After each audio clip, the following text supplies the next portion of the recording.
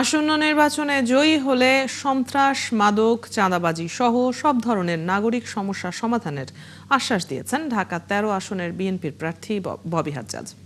দুপুরে নিজ সংসদীয় আসনে গণসংযোগের সময় তিনি বলেন, আসন্ন জাতীয় সংসদ নির্বাচনে জয়ী হয়ে বিএনপি জবাবদিহিতামূলক সরকার গঠন করবে, যেখানে জনপ্রতিনিধিরা তাদের প্রতিটি কাজের জন্য জনগণের কাছে জবাবদিহিতা করবে।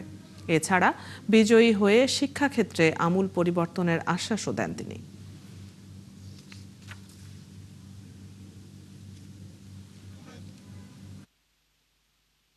কাজ করব নাগরিকদের জন্য। নাগরিকদের যত সমস্যা আছে, আপনি বললেন না অনেক ধরনের সমস্যা আছে, আপনার সন্ত্রাস, মাদক সন্ত্রাস, চাঁদাবাজি, ছিনতাইকারী, কিশোর গ্যাং, উল্টো দিকে গ্যাস সংকট, রাস্তার সংকট, ময়লার সংকট, জলবদ্ধতার সংকট, অনেকগুলো সংকট। কিন্তু সরকারের দায়িত্ব থাকবে সব সংকট একসাথে নিরসনের জন্য কাজ করা। সো আমরা সবরে মার্ক করে না।